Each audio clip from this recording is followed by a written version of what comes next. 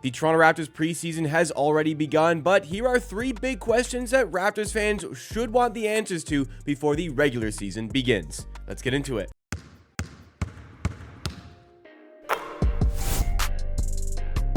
Welcome back to Amateur Sports, the YouTube channel completely dedicated to Toronto Raptors content. And Raptors fans, we can rejoice.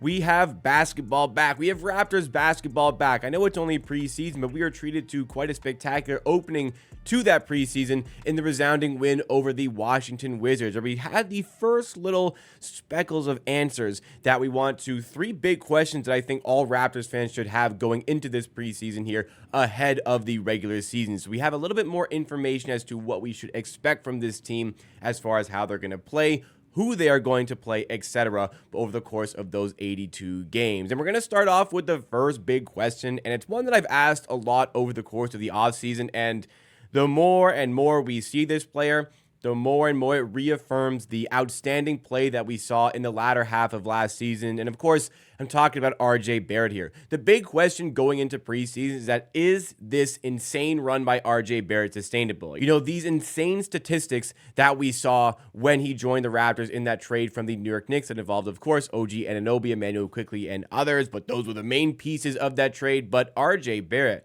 my God, like, talk about being wrong about a guy when he comes to the Raptors. I was pretty low on RJ Barrett when he arrived to the Raptors based on what I saw from his play with the New York Knicks, where his game was just inefficient.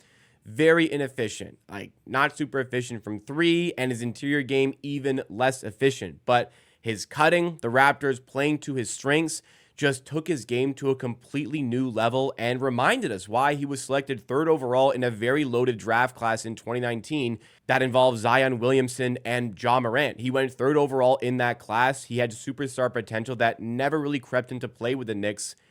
Absolutely has been showcased in his time with the Raptors. But even though it was a little bit more than 30 games he played with the Raptors, it might have been just under 30 games, right around 30 games with the Raptors that he played, it still didn't feel like enough of a sample size to really be certain about RJ Barrett, the player. Like, is this what RJ Barrett is, or is this just the blip? Is this just a really good run near the end of the season for a tanking team? That was a big question that I had and many other Raptors fans have going into this season. And if the summer has been any indication, look, the free throws he still needs to work on. But everything else, my goodness, it was fully on display in that opener in preseason against the Wizards, despite the fact he got injured and had to be removed from the game. It was RJ Barrett continuing this spectacular play. And what reaffirms this spectacular play, rather than just a really good start to preseason against a really bad Washington Wizards, like, it is going to be a long season as Washington, if that game is any indication. But we saw this same level from RJ Barrett in the Olympics as well. He showed it at the end of the season with the Raptors. He showed it in the Olympics with Team Canada. He showed it in the opener of preseason here. I don't want to jump the gun, but it seems like this is just who RJ Barrett is. That New York Barrett that we got, that I wasn't unhappy about getting. I was happy about getting him, but I wasn't over the moon like some other Raptors fans were. I should have been over the moon. Clearly, this guy is fantastic. This guy is special. He's still very, very young and is still developing. What an amazing piece for the Raptors to have. RJ Barrett looks like he is still going to be that player he was last year. Perhaps, maybe, could he get even better this season? Up that efficiency, up that scoring? We will just have to wait and see. But the second big question that I think Raptors fans should have going into this preseason is a very interesting one about the depth and what is going to look like for the rotation this season. I'm not saying the Raptors have the best roster in the world. I'm not saying that it's like, you know, the deepest roster as far as making a playoff push is concerned, but it is a very deep roster from 1 to 15. Like, I feel like there's 15 NBA caliber rotation players here.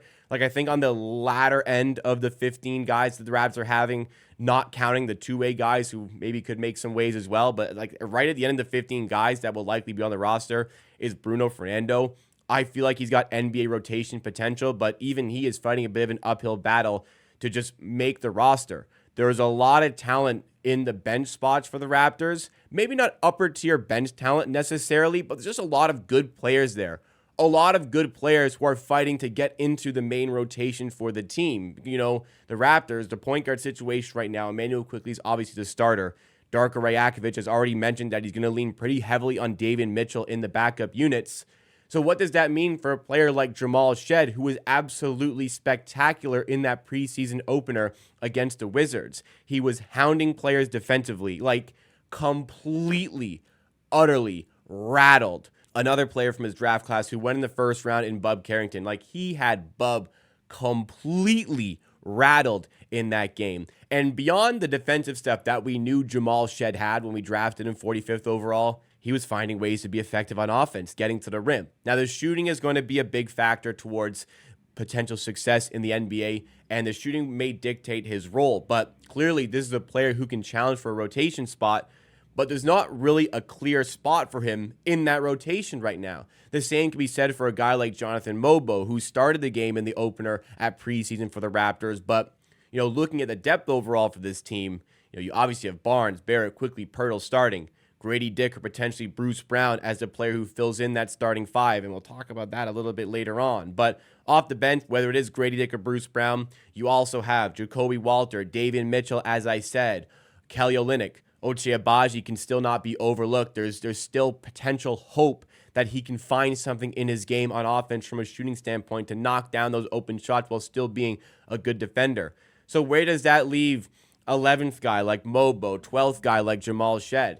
We are really going to see a lot of the guys on the fringes of that 9-man rotation really battling in preseason over the next 4 games to try to get into Darko's rotation to prove that they should be getting consistent and meaningful game time on a day-to-day basis. Those battles to find those rotation spots are going to be extremely interesting because, like Agbaji, who the Raptors traded for last season, as much as there's hope that he can find something, if it's not there, he's not showing up.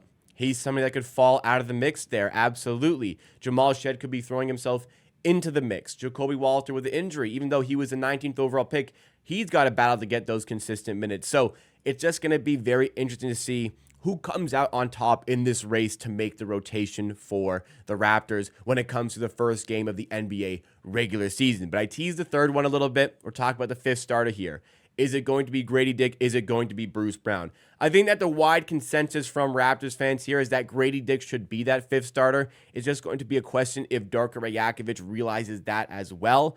Bruce Brown's a good player. Perhaps the Raptors want to get additional trade stock for him as they look to trade him throughout this regular season. But Grady Dick, for so many different reasons, is the rightful player to be in that starting 5. I mean, stylistically, as far as the way the Raptors want to play, Grady Dick as a shooter provides the floor spacing to the likes of Barrett, Barnes, and Quickly to have that extra space to get their game on hand. Grady Dick is comfortable being a little bit more off ball. And look, it's a rebuilding season. There's no secrets about that. The Raptors coaching, the Raptors front office has made that abundantly clear.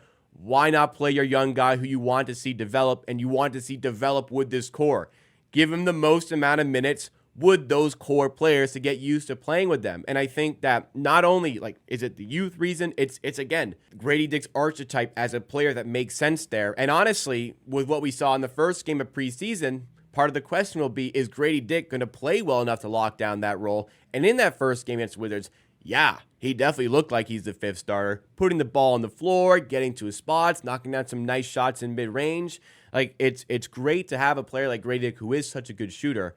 Even better to have a shooter like Grady Dick who can put the ball on the floor, can get to the rim, can make the right decisions, and hey, maybe he can knock down a bit of those shots mid-range, maybe continue to get to the rim like we saw with pretty good success last season as well. If Grady Dick is playing like this, I always thought he should have started in shooting guard or wherever you want him over Bruce Brown. I wanted him to be in the starting 5. I just wasn't sure if Darko was going to come to that conclusion. In fact, I was afraid Darko wouldn't come to that conclusion as Raptors head coach.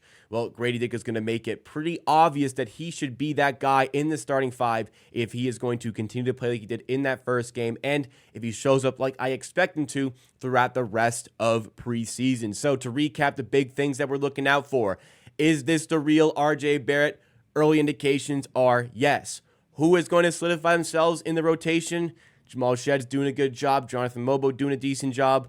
We're just going to have to wait and see on that. And the third thing, is Grady Dick going to prove to be the undebatable 5th starter for this Raptors team going forward? Well, I think he already should be, but it will be up to Darko Rajakovic to make that decision. I'm so excited to follow along the rest of the preseason and the entire regular season and beyond for the Raptors right here on Amateur Hour Sports. I do tons of Raptors content, whether it be in videos and streams, so make sure you are subscribed to the channel. Also, drop a like if you did enjoy this one. Let's have a fun season here at Amateur Sports. Let's try to get to 20,000 subs by the end of the season as well. I'll see you guys again next time, hopefully for another piece of content, whether it be a video or whether it be a live stream.